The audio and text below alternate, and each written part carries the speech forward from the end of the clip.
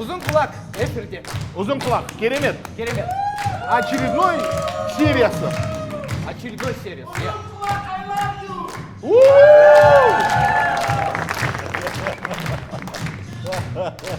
Телесериал десек те болады уже бізде, иә? Иә, телехикая. Телехикая. Иә. Съемкамыз бастамас бұрын, енді беляш кім жейді? Мен жеймін. Жейсің ба? Мен жеймін. Қарным ашты, азаннан бері съемки. Иә. Завтрак жоқ. Все, базар. Ас болсын. Пока Жак слушает беляш, студияға 5.32 сериалының жұлдызы Абель Мансур Серекті шақырамын.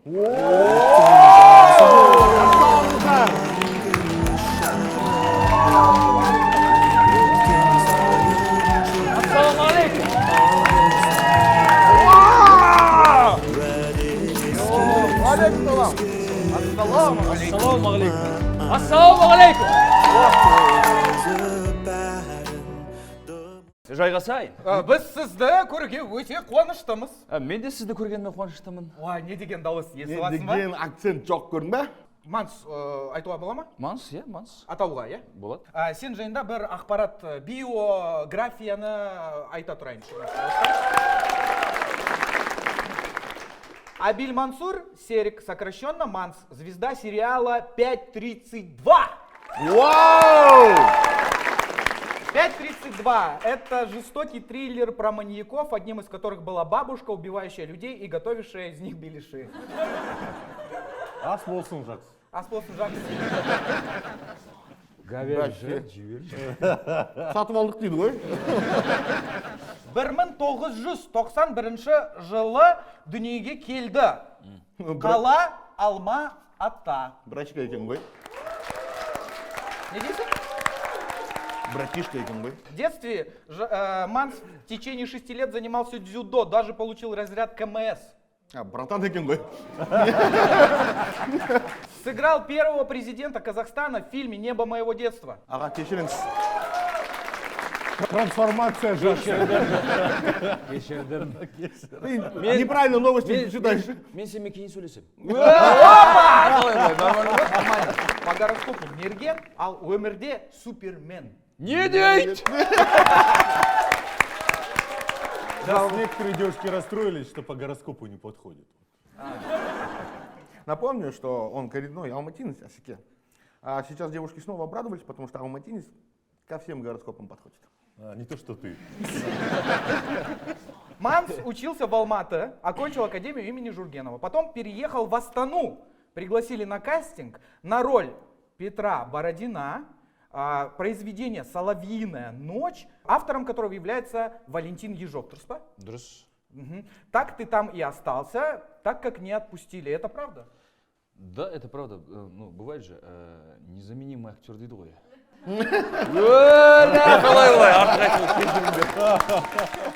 Знание языков. Казахский, русский, орысша во дворе с пацанами изучать етті деген. Оны қайықтан біліп қойдыңыздар? Вот бізде негізінде шпиондарымыз бар. От меня это не очень, да, звучит?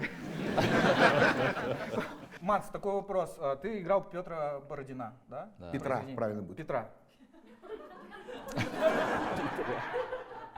Подожди. А что? Не орысша білмейді, не қазақша білмейді, бәрі болып бар ғой. Мен орташа жүрмін да, ортасында екі тілін. Мынандай сұрақ бар менде, енді оның бәрі орысша болды ма? Осындай рольді сомдау. Даже я не понял вопрос. Негізі пьеса орысша. Иә, Пьеса орысша, бірақ оны қазақшаға аударылған. Біз қазақ драма театр болғандықтан біз қазақша ойнаймыз. Аха. Және де негізі не бойынша, пьеса бойынша орыс болған да, Петр Бородин. Аха. А өмірде ше? Жоқ, сол, мен білмеймін, өмірде болған. Біздің режиссер оны Пернебек Боранбаев деп қазақ қылып жіберді. Да ты чё? Иә, сондай ходқа барды.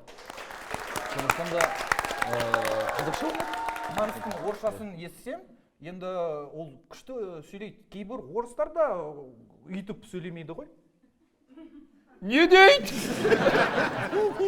Жалғастырамыз. Налейте ему, а? Пусть успокоится. Мен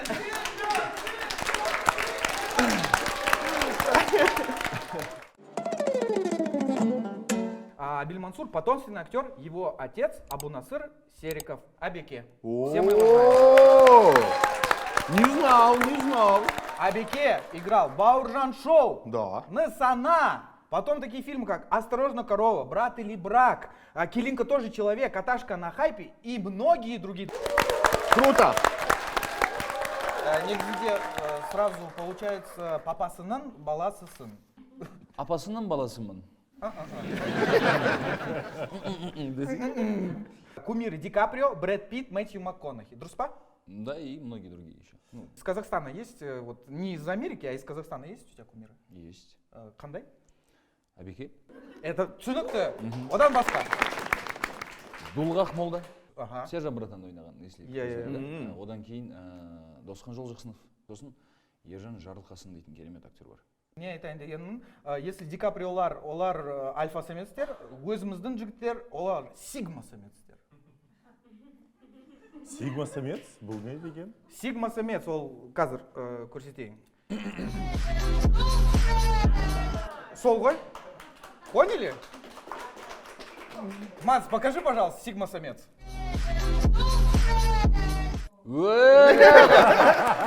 Асып кетті одан кішкене. Примерно сол болды. Асып кеткен ол. Жакс көрсетсең? Мен білмеймін, мен тикток қарамаймын. Мен шалмын ғой. Әсеке, покажите сигма самцу.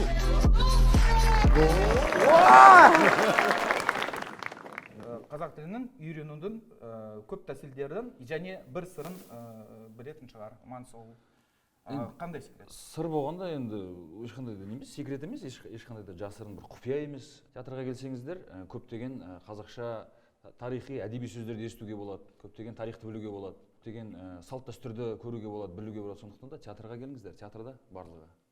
Театрда. Керемет. Вот у меня вопрос, Жакс, ты-то был в театре? Конечно, был. Телефон забыл как-то в такси, зашел у гардеробщицы, позвонить попросил. Бұл дұрыс емес, жақсы. Жакс, это вот для тебя, да, получается, театр начинается с вешалки. И закончился тоже, да, походу? Я, кстати, вот вообще кушать обожаю. И какой-нибудь сериал посмотреть. Вот. Да-да-да, например, 5.32 сериал и, например, какую-нибудь вторую серию, да же, Жакс? Третью вроде как. А мне сериал не понравился. Вот. Я после 12 серии дальше смотреть не уже Да, не стал. да ты чё? Ерегісіп қалсаң не үшін? Да ты чё? Менде де бір сұрақ бар. Манса, ты в этом журнале не фоткался? Қандай журнал? Манс Хелс. Ал сізді папан еркелеп қалай деп айтты? Мен ма? Маған да қызық. Ба? Қошан дейді. Қошан дейді. Братан дейді. Бірге ма? Қошан братан. Жоқ, Қошан дейді. Андасында братан дейді. Қыздардың арасында, жаңа қыздардың әдемі қыздар көріп қалса, братан дейді. Ал андай бір үлкен бір осындай мероприятияларда кездесіп қалсақ, господин президент деп қалады.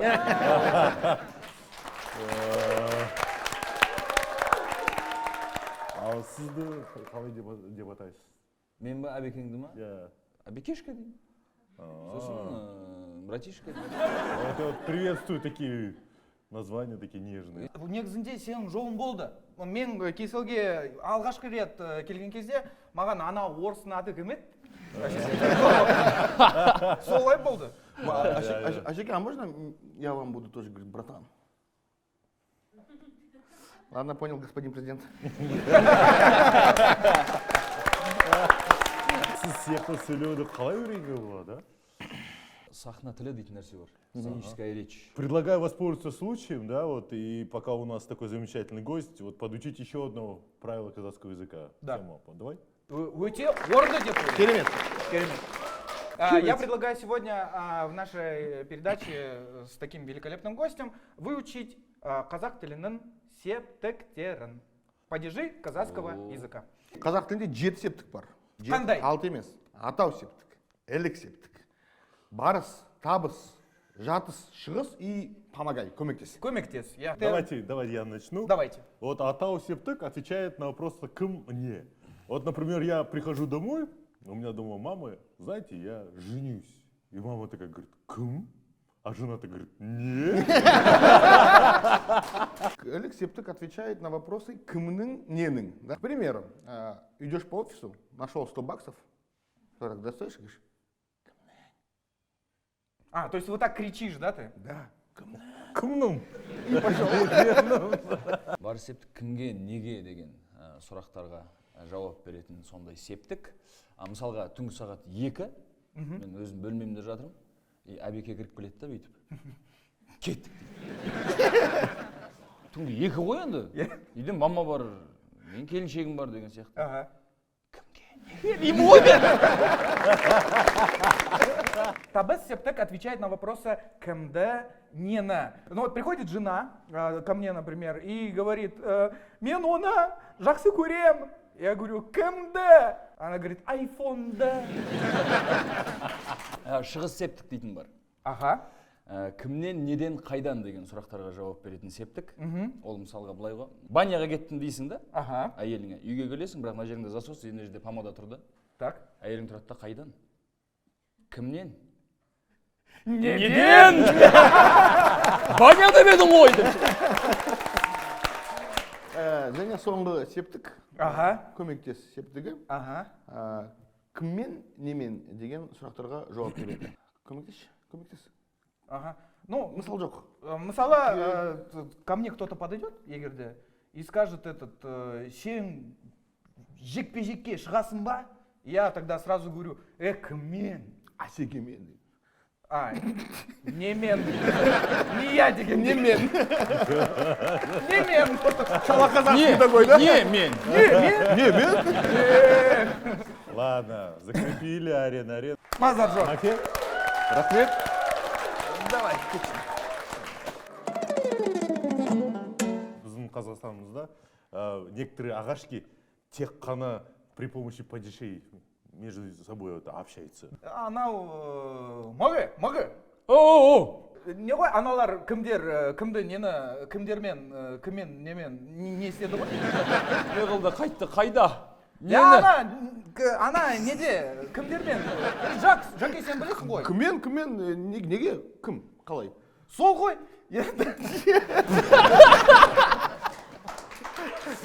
Рас қой. Асеке, дұрыс па? Я. И сразу понятно, что вот мы не только обсудили внедрение нового биллинга, но еще и внедрение 5G в Казахстане. А вообще вот так вот с септиктермен можно же общаться, это же даже выгодно, так никто не поймет, например. Конечно. Антикур забегает, да. мы такие, кешіріңіз сағалар, мы падижи едік. Да, вот. Септиктерді қазір. Біз қазақ тілін дамытып жатырмыз. И они уже уходят такой, один другого пинает, говорит, я же тебе говорил, это из септиктер изучает, это же жена казахская. Ассалаумағалейкум. Қалай, жақсылар ма? Бәрі нормально, бәрі. Кеттім мен, жақсы, домой приехали. Когда выборы? Құрметті достар, мы включаем музыку. Маке нам демонстрирует на Семене метод изучения казахского языка методом сериала 5.32. Маке будет задавать вопросы по падежам, а Сема должен назвать их окончание. Сейчас ты мне еще все расскажешь. Я ничего вам не скажу. Ты мне все падежи расскажешь, понял? Жоқ, айтпаймын. Стопудово айтпаймын. Кім? Не? Айтпаймын. Айтпайсың? Айтпаймын. Кімнің, ненің? Элек септік. Нын, дын, тын. Соңындағы әріп қандай? Соңындағы әріп қандай? Қазақ тіліне тән. Жарайсың. Рахмет.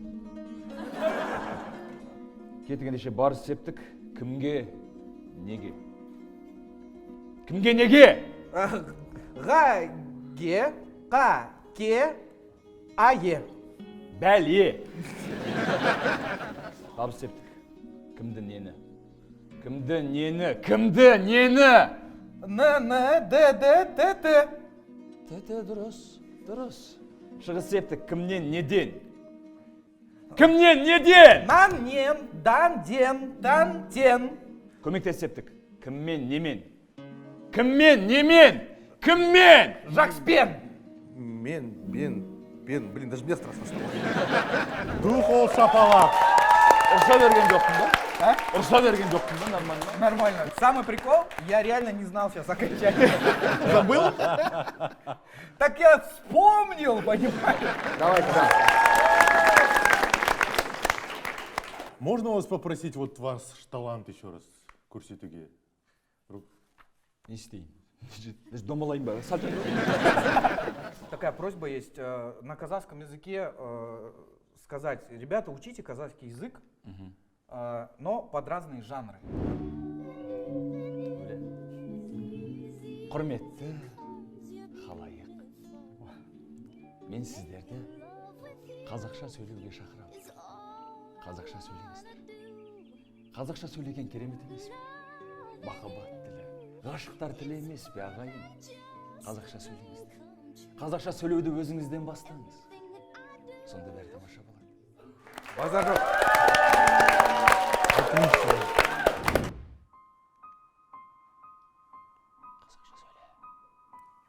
А?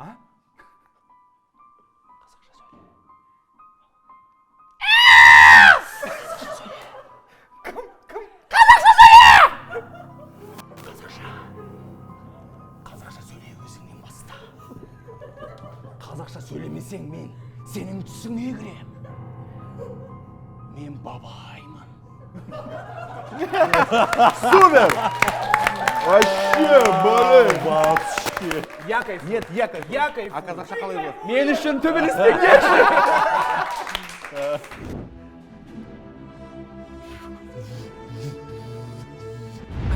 Мен Капитан Америка.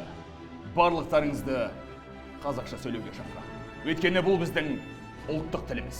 Бұл біздің ата-бабаларымыздан қалып кеткен салт дәстүріміз. Бұл біздің рухымыз. Баршаңызды қазақша сөйлеуге шақырамын. Рахмет. Вообще кайф. А чё мы не снимаем своих Мстителей тогда? У нас вот есть уже герой. Этот, Кому мстить? Тебе, что ли?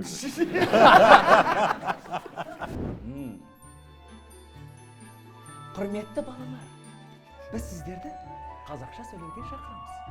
Келіңіздер, бізбен бірге болыңыздар. Е. А, Ә, Б, В, Г, Г, Д. Қане бірге қайталаймыз? А, Ә, Б, В, Д.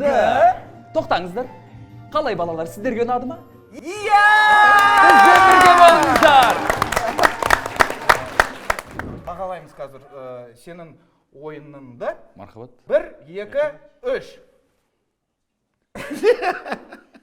5, 3, 2. Не деген. Едет! Я запомнил эту фразу. Ну а давайте по-настоящему оценим. Я считаю, давайте. 1, 2, 3. Вот так. Вот так.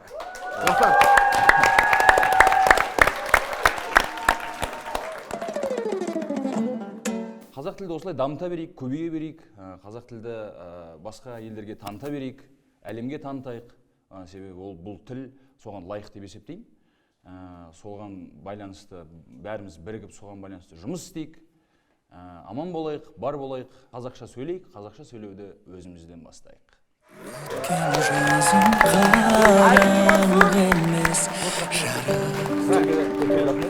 Енді сырлы бір сырлы Әбіл Мансұр керек!